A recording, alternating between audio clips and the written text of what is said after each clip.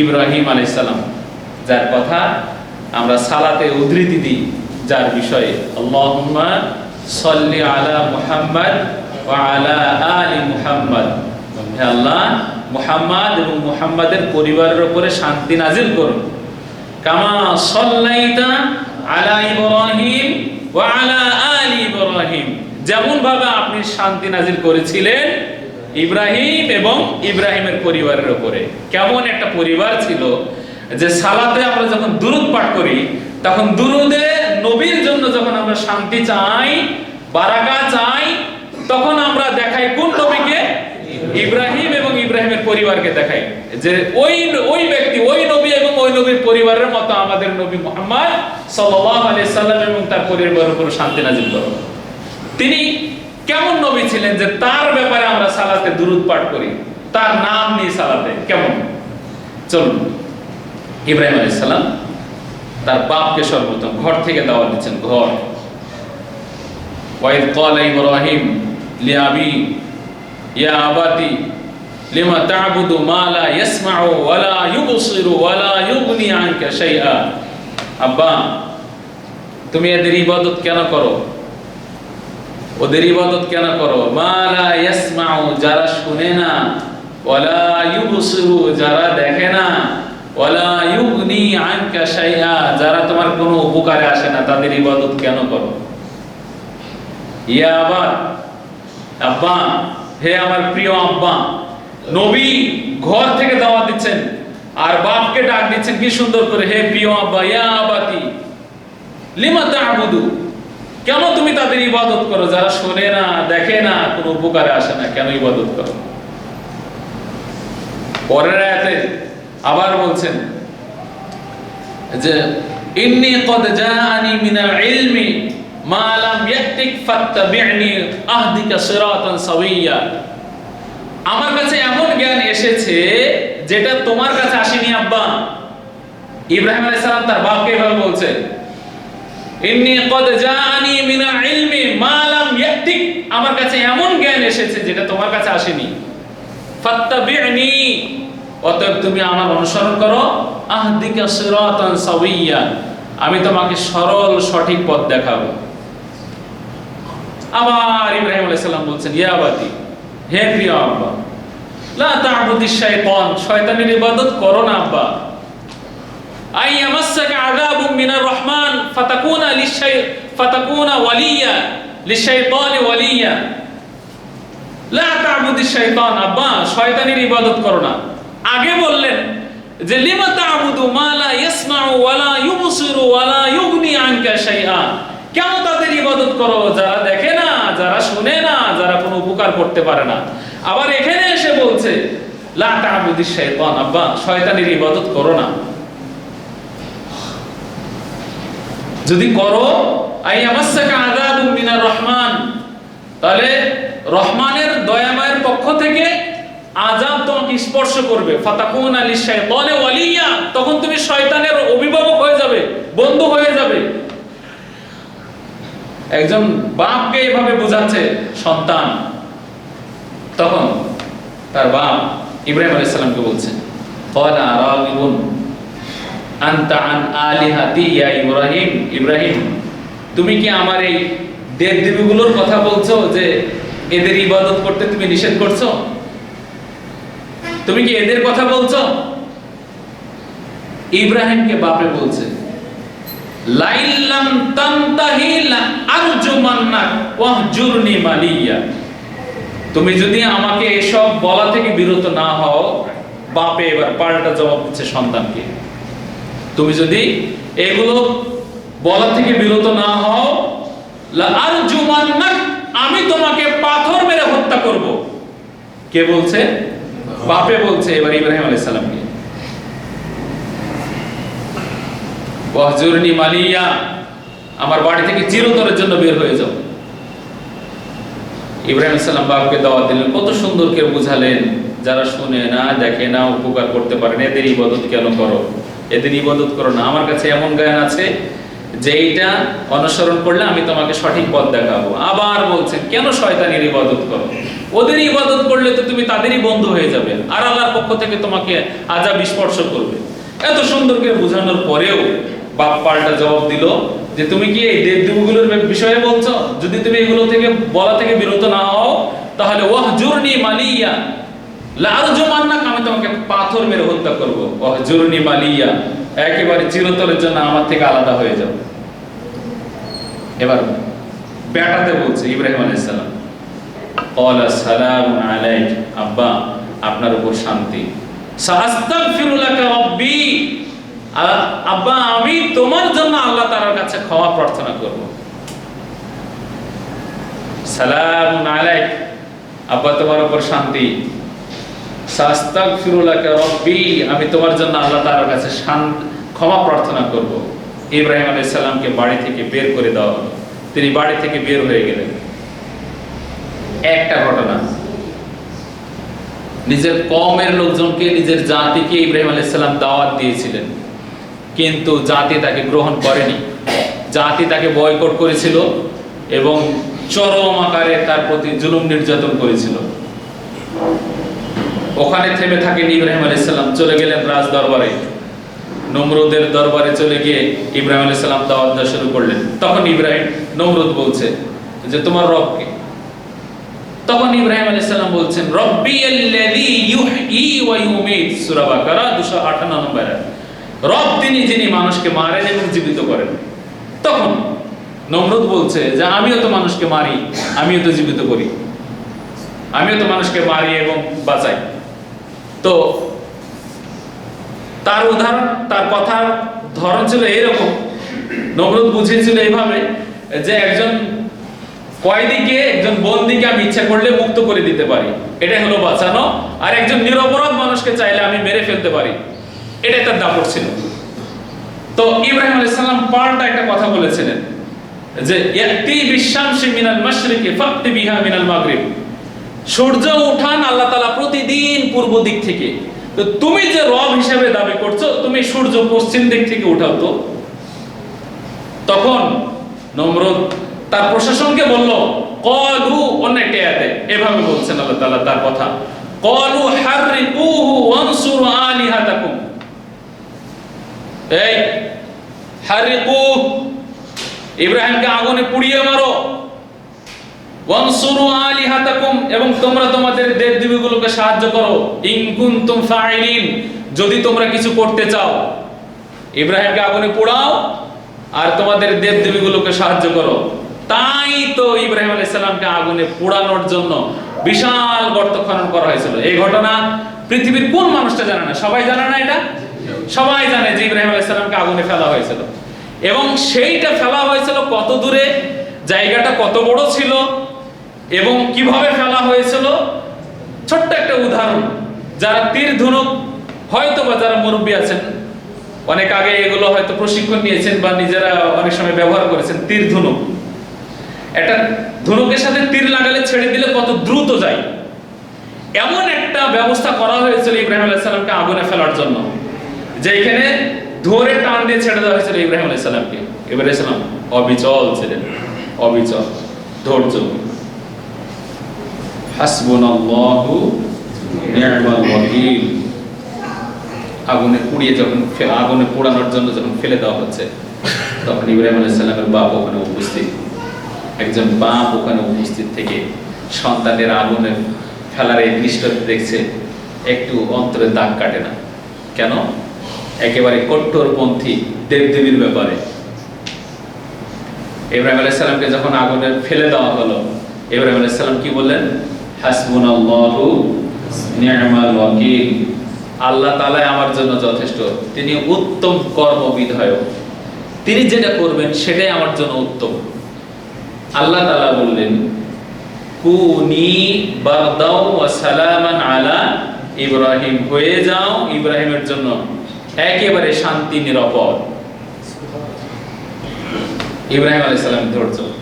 আমরা কথা এখানে শেষ করছি না, ইব্রাহিম আলাইহিস সালামকে দেখলাম। চলুন, ইব্রাহিম আলাইহিস সালামের পরিবারের উপরে যে দুরূদের কথা বলা হয়, যে ওনাদের পরিবারকে যেভাবে শান্তি দিয়েছিলেন, এভাবে মুহাম্মদ সাল্লাল্লাহু আলাইহি সাল্লামের উপর, পরিবারের উপরে শান্তি দান করো। এই যে এখানে পরিবার বলা হয়, ইব্রাহিম আলাইহিস সালাম একদিন তার স্ত্রীকে নিয়ে চলে যাচ্ছেন মিশরে, শাম থেকে মিশরে যাচ্ছেন। তখন ওই এলাকার স্বৈর শাসকের কাছে এই সংবাদ পৌঁছালো যে ইব্রাহিমের সাথে একজন সুন্দরী নারী আছে, তো ডেকে পাঠাও। এই ঘটনা আমরা সবাই জানি, আমরা সংক্ষেপ করছি।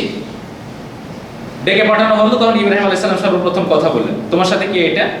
ইব্রাহিম আলাইহিস সালাম বললেন, আমার বোন। ইব্রাহিম আলাইহিস সালাম মা সারার কাছে ফিরে এসে বলছেন, দেখো ওদেরকে আমি বলেছি যে তুমি আমার বোন, তুমি যেন পরিচয় দিও না যে এটা আমার স্বামী, তুমি বলবে আমার ভাই। মা সারাকে নিয়ে যাওয়া হলো স্বৈরশাসকের ঘরে। মা সারা ঘরে ঢুকতেই স্বৈরশাসক মা সারাকে ধরার জন্য একবারে এগিয়ে আসছে, হাত বাড়িয়ে দিয়েছে। তখন মা সারা বললেন যে আমি উযু করব, সালাত পড়বো, তারপর কথা হবে। এইখানে একটা শিক্ষণীয় বিষয় আছে প্রত্যেকটা মানুষের, খুব ভালো করে মাথায় রাখতে হবে। মা সারা উযু করলেন আর হাত তুলে দোয়া করলেন, উযু করে সালাত পড়ে হাত তুলে দোয়া করছেন। তিনি বলছেন, আল্লাহুম্মা ইন কুনতু আমানতু বিকা ওয়া বিরাসূলিক, আল্লাহ তুমি যদি জানো যে আমি তোমার প্রতি ঈমান এনেছি আর তোমার নবী ইব্রাহিমের প্রতি ঈমান এনেছি, আর এটা যদি জানো আমি আমার লজ্জাস্থানকে আমার স্বামী ছাড়া দ্বিতীয় কাউকে ভোগ করতে দেইনি, ফালা তুসাল্লিত আলাইয়া হাযাল কাফির, তাহলে তুমি এই কাফিরকে আমার উপর জয়ী হতে দিও না, জয়ী করো না। শিক্ষণীয় বিষয়, মা সারা উযু করলেন আর দোয়া করলেন যখন ওই স্বৈরশাসক হাত বাড়িয়েছে মা সারাকে ধরার জন্য। যখন এই কাজ দোয়া করা, তখন তার মানে অজ্ঞান হয়ে গেছে, সে তার পা ছাড়াতে শুরু করেছে মাটির সাথে, বুখারীর হাদিস। ঘটনা 3 বার, আবার দোয়া করলেন, সুস্থ হলো, সুস্থ হয়ে আবার ধরতে আসছে, 3 বার ঘটনা। সর্বশেষ ইব্রাহিম স্বৈরশাসক তার প্রশাসনকে বলছে যে এটা তো আমার কাছে কোনো মানুষ পাঠানি, এটা তো একটা শয়তান, একে সরাও এখান থেকে, আর এর সাথে একটা মহিলাকে দিয়ে দাও। তাই তো মা হাজেরাকে দেওয়া হয়েছিল। শিক্ষণীয় বিষয় হলো, যদি আমরা পরের অংশটুকু বলছি, শিক্ষণীয় বিষয় হলো বিপদ, একটা কঠিন বিপদ চলে আসছে। বলুন তো, ইব্রাহিম আলাইহিস সালামের চোখের সামনে থেকে তার স্ত্রীকে টেনে নিয়ে যাওয়া হলো স্বৈরশাসকের ঘরে। কেন? স্বৈরশাসক তার স্ত্রীকে ভোগ করবে। এখন আমার আপনার সামনে থেকে যদি আমার আপনার স্ত্রীকে কেউ টেনে নিয়ে যায়, আমরা কি করব? খুব একটি গুরুত্বপূর্ণ বিষয়, মা সারা ঘরে ঢুকে উযু করে সালাত পড়ে দোয়া করেছেন। মা সারা ঘরে ঢুকে উযু করে কি করছেন? সালাত পড়ে দোয়া করেছেন আল্লাহর কাছে। এমন কোন কঠিন মুহূর্ত যদি কারো জীবনে চলে আসে, কোন কঠিন মুহূর্ত যদি চলে আসে কারো জীবনে, তাহলে সর্বপ্রথম কি হবে? সালাত। কি হবে? সালাত। কঠিন মুহূর্ত, খুব কঠিন মুহূর্ত চলে আসে, সর্বপ্রথম সালাত। এই বিষয়ে আমরা একটি আয়াত দেখাবো আপনাদেরকে। আল্লাহ তাআলা বলছেন, ইয়া আইয়ুহাল্লাযীনা আমানুস্তাঈনু বিস-সাবরি ওয়াস-সালাহ ইন্নাল্লাহা মা'আস-সাবিরিন। যদি আয়াতটা আমরা পরে বলতাম, এখন বলে ফেলছি যে হে বিশ্বাসীগণ, তোমরা আল্লাহ তাআলার কাছে সাহায্য চাও। সাহায্য বলা হয়নি যে কি বিষয়ে সাহায্য চাইবে।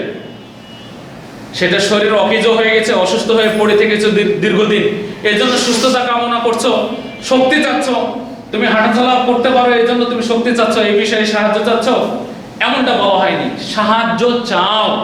কি সাহায্যের প্রয়োজন আছে আল্লাহ তাআলার কাছে? কি এমন সাহায্য লাগবে আমার? সেটা কর্মের ক্ষেত্রে হোক, শরীরের সুস্থতার কারণে হোক, যে কোনো বিষয়ে সাহায্যের প্রয়োজন হলে কি করতে হবে? ইস্তাঈনু বিস-সাবরি ওয়াস-সালাহ। সাহায্য চাও তোমরা কিসের মাধ্যমে? সালাত এবং ধৈর্যের মাধ্যমে। ধৈর্য। আজকের আয়াতের, আজকের আলোচনার মূল বিষয় কি? ধৈর্য। তোমরা সাহায্য প্রার্থনা করো আল্লাহ তাআলার কাছে কিসের মাধ্যমে? সালাত এবং ধৈর্যের মাধ্যমে। তার মানে কোন বিষয়ে সাহায্য চাইতে হলে প্রথমে কি করতে হবে? সালাত। প্রথমে 2 রাকাত সালাত। কোন বিষয়ে সাহায্য। একটা ছোট্ট উদাহরণ, নেত্রকোনার একটি ঘটনা। আমার এক সাথী ভাই আমাকে শুনিয়েছিলেন যে এক পর্দানিশীন মহিলার একটা বাচ্চা পুকুরে ডুবে গেছে, মানে পানিতে পড়ে গেছে। তো পাশে থেকে লোকজন চিৎকার করছে, মুখের বাচ্চা পড়ে গেছে। তো তার পর্দার মাত্রা কত বেশি, পর্দার মাত্রাটা কত বেশি যে ওই মহিলা বাড়ি থেকে মানুষের সামনে না গিয়ে ওই মহিলা সরাসরি সালাতে দাঁড়িয়ে গেছে। আমরা বুঝতে পারিনি। ওই মহিলা কোথায়? সালাতে। তার সন্তান কোথায়? পানিতে। তার একটা বিশ্বাস, এই যে এই মুহূর্তে সালাতে দাঁড়ালে তিনি রব, তিনি হেফাজত করবেন, তাই তিনি সালাতে দাঁড়িয়ে গেছেন, ঘর থেকে বের হন। এই কথাই আল্লাহ তাআলা বলছেন যে তোমরা সাহায্য চাও কিসের মাধ্যমে? সালাত এবং ধৈর্যের মাধ্যমে। ইন্নাল্লাহা মা'আস সাবিরিন, নিশ্চয় আল্লাহ তাআলা ধৈর্যশীলদের সাথে থাকেন। এই যে মা সারা বিপদের সময়ে কোথায় দাঁড়িয়েছিলেন? সালাতে দাঁড়িয়েছিলেন। ইব্রাহিম আলাইহিস সালাম কিন্তু ঘরের বাইরে দাঁড়িয়ে আছেন। ঘরের বাইরে দাঁড়িয়ে থেকে তিনি জানেন না যে ঘটনা কি হচ্ছে। মা সারা বের হয়ে এসে বললেন এই ঘটনা। সাথে যে মহিলাকে দেওয়া হলো তিনি আমাদের মা হাজেরা। তার ধৈর্য, আমরা সংক্ষেপ করছি, আল্লাহ তাআলা আদেশ আসলো যে পরিবারকে রেখে আসতে হবে কাবা ঘরে। ইব্রাহিম আলাইহিস সালাম নিয়ে চলে গেলেন শাম থেকে মক্কা, যার দূরত্ব 1200 থেকে 1500 কিলোমিটার। যদি পায়ে হেঁটে যাওয়া হয় তাহলে বছরের উপরে সময় লাগবে, আর যদি এই বাহনে করে যাওয়া হয় তাহলে সময় লাগবে 40 থেকে 60 দিন। তাই বিদ্যানগণ এই ব্যাপারে বলেন যে ইব্রাহিম আলাইহিস সালাম 60 দিন যাবত বাহনে করে গেছেন, তার মানে তার কাছে কোনো ঘোড়া বা ওর কোনো একটা কিছু ছিল। পরিবার নিয়ে তিনি কাবা ঘরে চলে গেলেন, পরিবার রেখে তিনি ফিরে আসছেন।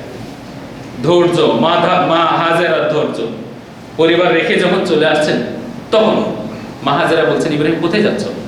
ইব্রাহিম কোথায় যাচ্ছ? তখন ইব্রাহিম আলাইহিস সালাম কোনো কথা না করে, উত্তর না করে চলে আসছেন। মা হাজেরা বলছেন এটি কি আল্লাহর আদেশ? হ্যাঁ, আল্লাহর আদেশ। কথা শেষ। দীর্ঘ 40 থেকে 60 দিন পথ চললেন, এসে রেখেই চলে যাচ্ছেন। নেই কোনো খাবারের ব্যবস্থা, নেই পানির ব্যবস্থা, ওখানে কোনো মানুষ উপস্থিত নাই, দোকানপাট নেই, বাড়ি ঘর নেই, কোনো কিছুই নেই। এভাবে রেখে চলে যাচ্ছেন ইব্রাহিম আলাইহিস সালাম।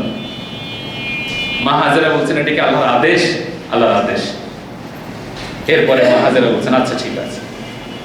ইব্রাহিম আলাইহিস সালাম চলে গেলেন ওই ফাঁকা জায়গাতে, পাহাড়ের উপরে উঠে দোয়া করছেন, রব্বানা ইন্নী আসকানতু মিন যুররিয়াতি বিওয়াদিন গায়রি যি যারইন ইনদা বাইতিকাল মুহাররম। ইব্রাহিম আলাইহিস সালাম দোয়া করছেন আর মা হাজেরা থেকে গেলেন। এখন যারা আল্লাহ তাআলার সম্মানিত মেহমান, যারা হজ করতে যান কাবা ঘরে, ওইখানে যে সাফা মারওয়া যে সাই করে না, কেন সাফা মারওয়া সাই করে কেন? মা হাজেরা যেটা করেছিলেন সেটাই হাজীদেরকে এখন করতে হয়, সাফা মারওয়া সাই করতে হয়। তো তিনি কেন ছোটাছুটি করেছিলেন?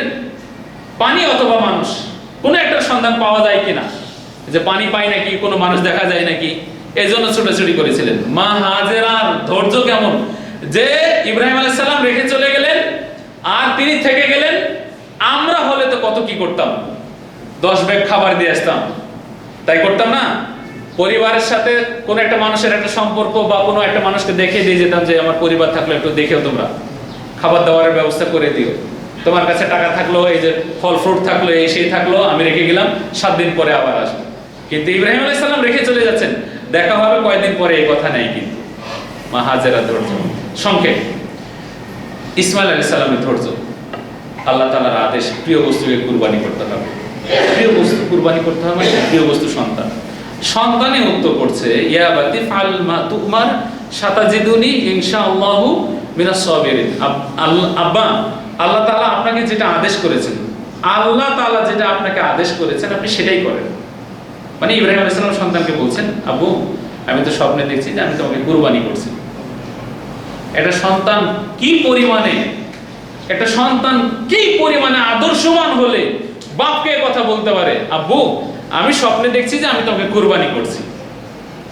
আমরা যদি বলি, আপনি যদি সন্তানকে বলি যে আব্বু আমি স্বপ্নে দেখছি তোমাকে জবাই করছি, চলো যাই আল্লাহর আদেশ পালন করি। আরে বলো কি আব্বু, তুমি পাগল হয়ে গেছে, কিসের স্বপ্ন দেখেছে, তোমাকে ভূতে এসব দেখাইছে। যদিও আমাদের কাছে, আমরা তার নবী না, আমাদের কাছে ওহী আসবে না, তাই না? আমরা তার নবী না, কিন্তু সন্তান কি পরিমাণে আদর্শবান। ইয়া আবাত ইফআল মা তুমার সাতাজিদুনি ইনশাআল্লাহু মিনাস সাবিরিন। আব্বু আল্লাহ তাআলা যেটা আদেশ করেছেন আপনি সেটাই পালন করেন, ইনশাআল্লাহু মিনাস সাবিরিন। আল্লাহ চাহে তো আপনি আমাকে ধৈর্যশীলদের অন্তর্ভুক্ত পাবেন। সুবহানাল্লাহ। তাই ইব্রাহিম আলাইহিস সালাম মিনার প্রান্তরে ইসমাইল আলাইহিস সালামকে কুরবানি করার জন্য শোয়াই দিয়েছিলেন। শুয়ে ছুরি ধরেছিলেন। বানোয়াট কথা কি, ছুরিতে কি লাগানো হয়েছিল? চোখ বেঁধে দেওয়া হয়েছিল, চারটা চোখ একটা জায়গায়। পৃথিবী একেবারে চাতক পাখির ন্যায় চেয়ে আছে। পৃথিবীর ইতিহাসে এমন ঘটনা ঘটেনি, দ্বিতীয়বার ঘটবেও না, যে আল্লাহর আদেশ পালনের জন্য এরকম করছে বাপ আর ছেলেতে। পৃথিবী তাকিয়ে আছে ইব্রাহিম আর ইসমাইল আলাইহিস সালামের দিকে। কি হতে যাচ্ছে পৃথিবীর বুকে? এক ভিন্ন ধরনের ঘটনা। ইব্রাহিম আলাইহিস সালামকে আল্লাহ তাআলা পরীক্ষা করছেন, আর সন্তান বলছে আল্লাহ তাআলা যদি চান তো আপনি আমাকে ধৈর্যশীলদের অন্তর্ভুক্ত পাবেন। চারটা চোখ এক জায়গায়, ছুরি ধরে আছে বাপের ছেলের গলাতে, এখনই জবাই করবে। আল্লাহ তাআলা বলছেন কদ সাদ্দাকতা রুইয়া ইয়া ইব্রাহিম, তুমি তোমার স্বপ্নকে বাস্তবে রূপ দিয়েছো ইব্রাহিম। তো ইব্রাহিম আলাইহিস সালামের ধৈর্য, আগুনে ফেলে দেওয়া হলো। ইব্রাহিম আলাইহিস সালাম আগুন থেকে বের হয়ে চলে আসলেন, একেবারে গ্রাম এলাকায় ত্যাগ করে দিলেন। তার সামনে থেকে স্ত্রীকে তুলে নিয়ে যাওয়া হলো, স্বৈরশাসক তাকে ভোগ করবে এই জন্য। সেইখানে তার স্ত্রীর ধৈর্য। মা হাজেরা গিয়ে ইব্রাহিম আলাইহিস সালাম কাবা ঘরে রেখে চলে আসলেন, কোনো খাবারের ব্যবস্থা নাই।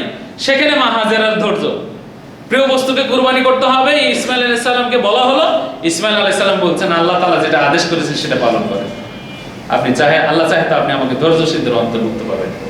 একটা পরিবারের কি পরিমাণের ধৈর্য ছিল, আল্লাহ তাআলা কিভাবে তাদের পরীক্ষা নিয়েছিলেন আর কিভাবে তারা ধৈর্য ধরেছিলেন, এক ভিন্ন ধরনের ঘটনা তার পরিবারে। তাই তো আমরা সালাতে তাদের কথা বলি যে ইব্রাহিমের পরিবারে যেভাবে ধৈর্য শান্তি নাজিল করেছিলেন, আপনি মুহাম্মদ এবং মুহাম্মদের পরিবারের উপর ওইভাবে শান্তি নাজিল করুন। তাহলে একটা পুরো পরিবার, একটা আদর্শবান পরিবার। বাপ হতে হবে ইব্রাহিম, মা হতে হবে হাজেরা, সন্তান হতে হবে ইসমাইল। আল্লাহ তাআলা আমাদেরকে কবুল করুন, আমিন। প্রিয় মুসলিমবৃন্দ, তাহলে আমরা দেখলাম নূহ আলাইহিস সালামের ধৈর্য, চোখের সামনে সন্তান নেই। ইব্রাহিম আলাইহিস সালামের ধৈর্য, প্রত্যেকটা মুহূর্তে ধাপে ধাপে আল্লাহ তাআলা পরীক্ষা নিয়েছেন, আর তিনি ধৈর্য ধারণ করেছিলেন। প্রিয় মুসলিমবৃন্দ, এখন নবীদের যে বিপদের সময়ে তারা ধৈর্য ধারণ করেছিলেন, আমরা আমাদের এই সময়ে আমরা কি করব? আমাদের করণীয় কি? আমরা কোরআন এবং হাদিস থেকে সংক্ষেপে কিছু কথা শুনবো ধৈর্যের ব্যাপারে। তা হলো আল্লাহ তাআলা বলছেন ওয়ালানাবলুওয়ান্নাকুম বিশাইইম মিনাল খাউফি ওয়াল জু'i ওয়া নাকসিম মিনাল আমওয়াল ওয়াল আনফুসি ওয়াস সামারাত। আল্লাহ তাআলা বলছেন আমি তোমাদের কিছু বিষয়ের মাধ্যমে, কিছু বিষয় দিয়ে পরীক্ষা নিব। পাঁচটা বিষয়ের কথা আল্লাহ তাআলা উল্লেখ করেছেন, কিছু বিষয় দিয়ে আমি পরীক্ষা নিব। তার একটা হলো খৌফ, ভয়। ভয় দিয়ে পরীক্ষা নিব। ভয়টা কেমন? কোনো ব্যক্তির পক্ষ থেকে আসবে, কোনো জাতির পক্ষ থেকে আসবে, কোনো দেশের পক্ষ থেকে আসবে। ভয় কি? ভয় হলো যে ফিলিস্তিনবাসী যেমন প্রতিটা সেকেন্ড, প্রতিটা মুহূর্ত ভয়ের মধ্য দিয়ে পার করে। কেন? কখন জানি একটা মিসাইল, কখন জানি একটা ড্রোন হামলা, কখন জানি একটা বোমা বাড়ির উপর এসে পড়ে। প্রতিটা মুহূর্ত তারা ধৈর্যের সাথে, ভয়ের সাথে তারা পার করছে। এর নাম হলো ভয়। আমাদের জীবনের ভয় কি? আমি নিজে একটা ভুল করেছি, অন্যের ক্ষতি করেছি, আর অন্যের ক্ষতি করে আমি যদি বলি যে আল্লাহ তাআলা আমার ভয়, এটা ভয় দিয়ে পরীক্ষা নিচ্ছেন। মানে অন্যায়টা করেছি আমি নিজে, এবং যে অন্যায়টা করেছি এটা আমি নিজে স্পষ্ট জানি যে এটা একটা অন্যায়, করতে হয় না এই অন্যায়টা। ধরুন একটা চুরি করেছি কোনো কিছু, তো চুরি করার পরে আমি ভয়ে আছি যে যদি ধরে ফেলে বা জেনে ফেলে তাহলে তো সমস্যার মধ্যে, বিপদের মধ্যে পড়ে যাব। তা আমি ভয়ের মধ্যে আছি। তা আসলে কি এটা ভয়? এটা দিয়ে আল্লাহ তাআলা পরীক্ষা নেবেন, যা চুরি করলাম আর আল্লাহ তাআলা আমার এইভাবে পরীক্ষা নেবেন? বিষয়টি এরকম নয়। ভয় দিয়ে পরীক্ষা নেবেন, ভয়। সেটা আমরা যদি এর মুখোমুখি নাও হই তো ভবিষ্যতে আল্লাহ তাআলা নিতেও পারেন, বলা যায় না। আল্লাহ তাআলা আমাদের সবাইকে হেফাজত করুন, আমিন। ওয়াল জু', ক্ষুধা দিয়ে পরীক্ষা নেবেন। এখন ক্ষুধার যদি উদাহরণ দেওয়া হয়, কেউ বলতে পারবে না জীবনে ক্ষুধা কি। কারণ আমরা দিনে সর্বনিম্ন 3 বার খাই, রমজান মাস ব্যতীত সর্বনিম্ন কয়বার? 3 বার। এর পরেও তো বেশি আছে, বিকালে নাস্তা আছে, অনেক সময় অনেক কিছু খেয়ে ফেলি আমরা। কিন্তু ক্ষুধা কি জিনিস আমরা এটা এখন বুঝতে পারি না। ক্ষুধা কি? আবার ওখানে যেতে হবে, ফিলিস্তিনে যেতে হবে। ক্ষুধা কি? এই লরির পাইপ থেকে ফটফট করে পানি পড়ছিল, আর একজন মা তার সন্তানকে নিয়েছিলেন, আর ওই সন্তান ওই ফটফট পানিটা জিহ্বা দিয়ে নিচ্ছিল। কে না দেখেনি এই পৃথিবীতে, মানে পৃথিবীর কোন মানুষ না দেখেনি এই দৃশ্য, যে লরির পাইপ দিয়ে ফটফট করে পানি পড়ছিল, আর ওই পানিটা একটা ছোট্ট বাচ্চা জিহ্বা দিয়েছিল। কখন, কোন সময়ে, কোন বিপদে একটা মানুষ এরকম পড়লে, সে পানি ফটফট করে পড়লে সেটা জিহ্বাই নেই, কোন সময় নিতে চায়? কোন বিপদের মুখোমুখি হলে একটা ছোট্ট বাচ্চা এভাবে পাইপের পানি জিহ্বাতে নিয়ে সেটা তার গোলাটাকে একটু ভিজানোর চেষ্টা করে, যেটা করেছে ফিলিস্তিনের বাচ্চারা। একটু খাবারের জন্য তারা হাহাকার করছে, একটু পানির জন্য তারা হাহাকার করছে। আল্লাহ বলছেন আমি ক্ষুধা দিয়ে ভয় নিব, পরীক্ষা করব। ক্ষুধা কি? ক্ষুধা দেখতে হবে ফিলিস্তিনের মানুষকে। ক্ষুধা কাকে বলে? ক্ষুধা কাকে দেখতে হবে? ক্ষুধা কি? ক্ষুধা পরীক্ষা দেখতে হবে সুদানের মানুষকে। প্রিয় মুসলিমবৃন্দ, ক্ষুধা এক ভিন্ন ধরনের জিনিস। আজ আপনি ভালো আছেন, পরিবার নিয়ে, সন্তান সন্ততি নিয়ে ভালো আছেন, হতে পারে এমনও কোনো একদিন আল্লাহ তাআলা আপনার যা ছিল সবকিছু কেড়ে নেবেন, পরীক্ষা করবেন, সবই হারিয়ে যাবে, একবেলা খাবার জুটবে না। সেই দিন বুঝতে হবে ক্ষুধা কাকে বলে। ونقص من الأموال والأنفس والثمرات ونقص من الأموال সম্পদের ক্ষয়ক্ষতির মাধ্যমে পরীক্ষা নেব। সম্পদ, খুব ভালো ধান হয়েছিল, খুব ভালো লিচু আসছিল, খুব ভালো আম আসছিল গাছে, আল্লাহ তাআলা ঝড় দিয়ে শেষ করে দিয়েছেন, পাথর দিয়ে শেষ করে দিয়েছেন। এরপর আল্লাহ তাআলা বলছেন ওয়ানাকুসিম মিনাল আনফুসি ওয়াস সামারাত। আনফুস, মানুষের জীবনের ক্ষয়ক্ষতির মাধ্যমে আল্লাহ তাআলা পরীক্ষা নেবেন। মানুষের জীবনের ক্ষয়ক্ষতি, তার মানে একটা সুন্দর সন্তান আল্লাহ তাআলা দান করেছিলেন, হুট করে বাড়ি থেকে খেলতে বের হয়েছে, অ্যাক্সিডেন্ট হয়ে মারা গেছে। এমনও হতে পারে এখানে অনেক মুসল্লি আছেন বা দুই একজন মুসল্লি থাকতে পারেন, তার সন্তান এভাবেই মারা গেছে। হতে পারে পানিতে ডুবে মারা গেছে, হতে পারে একটা রোগ ব্যাধিতে মারা গেছে। তো মানুষের জীবনের ক্ষয়ক্ষতির মাধ্যমে, আত্মার ক্ষয়ক্ষতির মাধ্যমে আল্লাহ তাআলা মানুষকে পরীক্ষা করবেন। তার মানে এক মা ছিল, মা মারা গেছে, এটা পুরো পরিবার ব্যথিত, শোকাহত। বাবা ছিল, বাবা নেই, উপার্জনের একটাই মাধ্যম বাবা নেই, উপার্জনের একটাই মাধ্যম বড় সন্তান নেই, মারা গেছে।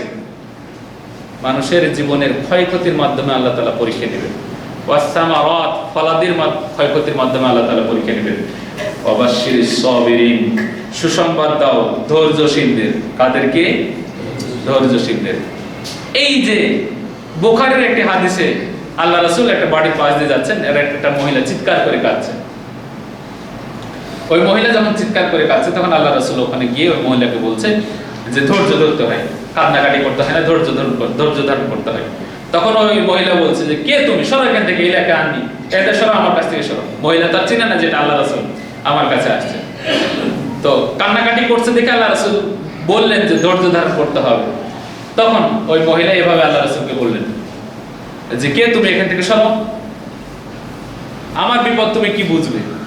তার মানে কারো জীবনে যদি বিপদ চলে আসে, তাহলে বিপদ চলে আসার শুরুর ধাক্কাতেই ধৈর্য ধারণ করতে হবে, তার নাম হলো ধৈর্য।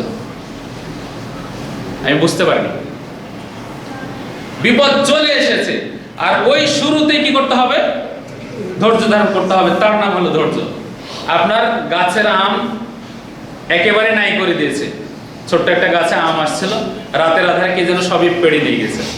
তো সকালবেলায় উঠে একবারে বাপ মা তুলে গালি দিলেন। এরপরে আর বাপ মা তুলে গালি দিলে কি আম ফেরত দিয়ে যাবে? কে আম পাড়ছে এটাকে আপনাকে বলে যাবে যে আপনি যে আমার বাবা মাকে তুলে গালি দিলেন, আমি আম পাড়ছিলাম, চাচা নিয়েন আপনার আম নেন, তাও কি বলবে? তা বলবে না। তা আপনি একেবারে বাবা মা তুলে গালি দিয়েছেন, এরপরে বলছেন মাথা ঠান্ডা করে একটু পরে বলছেন দেখ ধৈর্য, তুই যা হয়েছে হয়েছে। এর নাম ধৈর্য নয়, এর নাম ধৈর্য নয়। প্রথম চোটেই ধৈর্য ধরতে হবে, প্রথম চোটেই, তার নাম হলো ধৈর্য।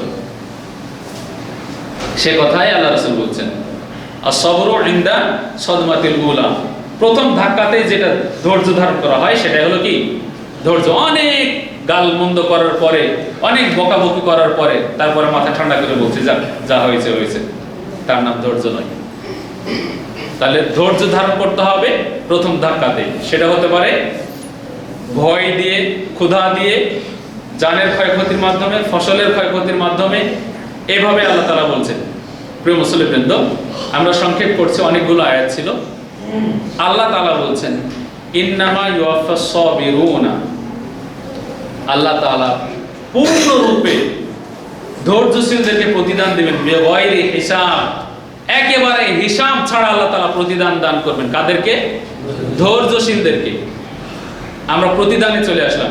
আল্লাহ তাআলা পূর্ণরূপে বেহিসাব, হিসাব ছাড়া আল্লাহ তাআলা ধৈর্যশীলদেরকে কি দান করবেন? প্রতিদান দান করবেন। আরো একটা আয়াত আল্লাহ তাআলা বলছেন, ইল্লাল্লাযীনা সাবারু, যারা ধৈর্য ধারণ করে, ওয়া আমিলুস সালিহাত, আর সৎ কাজ করে, উলাইকা লাহুম মাগফিরা, আমি তাদেরকে ক্ষমা করে দিব, ওয়া আজরুন কাবীর, আর আমি তাদেরকে বিশাল প্রতিদান দান করব। ইল্লাল্লাযীনা সাবারু, যারা ধৈর্য ধারণ করে, ওয়া আমিলুস সালিহাত, এবং যারা সৎ কাজ করে, উলাইকা লাহুম মাগফিরা, আমি তাদেরকে ক্ষমা করে দিব, ওয়া আজরুন কাবীর, আর বিশাল প্রতিদান দান করব। কয়টা কাজ? দুইটা কাজ। এক নাম্বার কাজ হলো ধৈর্য ধারণ করতে হবে আর ভালো কাজ করতে হবে। তাহলে কি হবে? পাপগুলোকে ক্ষমা করে দেব, যত পাপ ছিল সব পাপ ক্ষমা করে দেব আল্লাহ বলছেন। আর ওয়া আজরুন কাবীর, বিশাল প্রতিদান দান করব। প্রতিদান কি? বিশাল প্রতিদান বলতে আমরা কি বুঝবো? জান্নাতুল ফিরদাউস আল্লাহ তাআলা দিবেন। তাহলে একটি আমলের বিনিময়ে জান্নাত নিশ্চিত হয়, তাহলে কি? ধৈর্য ধারণ করা। এখন ধৈর্য ধারণ করলে জান্নাত নিশ্চিত হবে। উদাহরণ আমরা পরিবার দিতে, স্ত্রী, আমার আপনার স্ত্রী খুব রেগে গেছে কোন একটা কাজের কারণে, আপনার সাথে যা তা ব্যবহার করছে, যা তা ভাষা বলে আপনাকে গালমন্দ করছে। হয় অনেক পরিবার এরকম আছে, অনেক স্ত্রী এমন আছে যে তার স্বামীকে এভাবে বকাবকি করে, অপমান করে। তো যখন ওই নারী তার স্বামীকে এভাবে অপমান করছে, তখন এই ব্যক্তিটা মনে করছে যে ও যদি আমাকে অপমান করে, এভাবে বলা বলি করে, তাহলে আমিও তো বলার ক্ষমতা রাখি, আমি তো বলতে পারি। তাই আপনিও বলা শুরু করলেন আপনার স্ত্রীকে। তা আপনি যখন বলা শুরু করলেন, তখন এইখানে দুইজনের কারোরই ধৈর্য থাকলো না। এটা হলো পরিবারে। এবার সামাজিক ভাবে সুন্নাহ পালন করতে গিয়ে, আপনারা তো এখন আলহামদুলিল্লাহ অত্র মসজিদের মুসল্লি যারা আছেন, আলহামদুলিল্লাহ সুন্নাহ দিন পালন করতে গিয়ে তার কোনো সমস্যা নেই, আলহামদুলিল্লাহ। হতে পারে আপনার এলাকায়, আপনার প্রতিবেশী গ্রাম যেটা আছে, সেখানে সুন্নাহ পালন করতে গিয়ে তাদের বিপদের মুখোমুখি হতে হচ্ছে। ওই ময়মনসিংহের কাঠবাওলাতে খুতবা দিতে গেছিলাম, সেইখানে একটা পাশে একটা মাদ্রাসা ছিল, জুমার দিনে একেবারে মাইক টাইক নিয়ে এসে পুরো মাদ্রাসাটাকে ভেঙে দিয়েছে। একটা মসজিদ করেছে, তারা খুব বিপদের মধ্যে আছে, মসজিদ নেই, প্রতিদিন হুমকি আসে। তো সুন্নাহ পালন করতে গিয়ে কোনো জাতির পক্ষ থেকে, কোনো সমাজের পক্ষ থেকে যখন কোনো বিপদ আসবে, তখন বিপদের ওই মুহূর্তে ধৈর্য ধারণ করতে হবে। বিপদের পাল্টা আমরা যদি তার উত্তর করতে যাই, তারা আমাদেরকে যে বিপদ চাপাতে যাচ্ছে, আমাদেরকে বিপদের মধ্যে ফেলতে যাচ্ছে, আমরা যদি তার পাল্টা উত্তর করতে যাই, তাহলে এটা এলোমেলো হয়ে যাবে। আর যেই বিপদটা চাপানোর চেষ্টা করছে, ওই সময় যদি আমরা ধৈর্য ধারণ করার চেষ্টা করি, তাহলেই এই প্রতিদানটা পাওয়া যাবে, যেটা আল্লাহ তাআলা বলছেন যে লাহুম মাগফিরা, আমি তাদেরকে ক্ষমা করে দেব, ওয়া আজরুন কাবীর, আমি তাদেরকে বিশাল প্রতিদান দান করব। তাহলে কি? জান্নাত। তাহলে কোন জাতির পক্ষ থেকে বিপদ চলে আসলে তখন কি করতে হবে? ধৈর্য ধারণ করতে হবে। প্রথমেই ধৈর্য, আগে থামি, আগে বুঝি, তারপরে দেখা যাবে একদিন দুদিন যাক, এক সপ্তাহ যাক, এক মাস যাক, দেখা যাক কি পরিস্থিতি হয়, তারপরে তখন দেখা যাবে। যা তারা বলছে আর আমরা পাল্টা জবাব দেওয়ার চেষ্টা করছি, তখনই বিশৃঙ্খলা হবে। ধৈর্য ধারণ করার চেষ্টা করতে হবে। পরিবার, সমাজ, দেশ, পার্শ্ববর্তী দেশ, যে কোনো দেশ, এরকম বিপদ আসতে পারে। আর প্রথম চোটে কি করতে হবে? ধৈর্য ধারণ করতে হবে। আরো একটি আয়াত আল্লাহ তাআলা বলছেন, ইয়া আইয়ুহাল্লাযীনা আমানুসবিরু, হে বিশ্বাসীগণ তোমরা ধৈর্য ধারণ করো, ওয়াসবিরু, ধৈর্যের প্রতিযোগিতা করো। ধৈর্যের প্রতিযোগিতা। তোমার সামনে তোমাকে একজন খুব বকাবাদ্য করছে, তো তোমারও সেরকম বলার একটা সাহস আছে যে তুমি দুই চার কথা বলতে পারবে, কিন্তু ও বলে জিতে যাক, তুমি বলিও না। তারই নাম হলো ধৈর্যের প্রতিযোগিতা। ইয়া আইয়ুহাল্লাযীনা আমানুসবিরু, ধৈর্য ধারণ করো, ওয়াসবিরু, ধৈর্যের প্রতিযোগিতা করো। এ কথা আল্লাহ বলছেন। ওয়ারাবিতু, আর যুদ্ধের জন্য প্রস্তুত থাকো। ওয়াত্তাকুল্লাহ, আল্লাহকে ভয় করো। লাআল্লাকুম তুফলিহুন, যদি তোমরা সফলতা অর্জন করতে চাও। এ কথা কে বলছেন? আল্লাহ তাআলা বলছেন। সফল ব্যক্তি কে? বলুন তো ভাই, সফল ব্যক্তি কাকে বলে? একজন ব্যক্তি একটা দিনমজুর ছিল, মাঠে খাটতো 500 টাকা, হঠাৎ করে একটা দোকান দিয়েছে, ইনকাম একটু বেড়ে গেছে, এরপরে দেখা গেছে যে লোকটার ব্যবসা বড় হয়ে গেছে। একটা সময় কিছুই ছিল না, এরপর আস্তে আস্তে বড় হতে হতে অনেক বড় হয়ে গেছে। সে তখন নিজেকে বলে যে আল্লাহ তাআলা আমাকে যেভাবে দিয়েছে আমার লাইফটা খুব সুন্দরভাবে পার হয়ে যাবে, কোনো সমস্যা হবে না। একজন মানুষ তার সন্তানকে খুব কষ্ট করে পড়াশোনা করিয়েছে। সফল কাকে বলে তার উদাহরণ দিচ্ছি। তো কষ্ট করে পড়ানোর পরে চাকরি হয় না করতে করতে একটা চাকরি হয়ে গেছে যার বেতন 1 লক্ষ টাকা। তো সে তখন মনে করে যে আমি এখন সফল ব্যক্তি। তার মানে কি 1 লক্ষ টাকা বেতন মানে বিশাল ব্যাপার, সে তার পুরো পরিবারটাকে এখন চালাতে পারবে। তো সে তখন নিজেকে বলে যে আমি এখন সফল ব্যক্তি। তো দুনিয়াতে মানুষ এভাবে নিজেকে সফল মনে করে, কিন্তু আল্লাহ তাআলা বলছেন যে ইয়া আইয়ুহাল্লাযীনা আমানুসবিরু ওয়া সাবিরু ওয়া রাবিতু ওয়াত্তাকুল্লাহ লাআল্লাকুম তুফলিহুন, যাতে করে তোমরা সফল হতে পারো। সফল হওয়ার অর্থ হলো যেন তোমরা জান্নাতে যেতে পারো। আল্লাহ তাআলা আমাদের প্রত্যেকটা মানুষকে এভাবে বিপদের সময়ে ধৈর্য ধারণ করার তৌফিক দান করুন। আমিন। ওয়া আখিরু দাওয়ানা আলহামদুলিল্লাহি রাব্বিল আলামিন।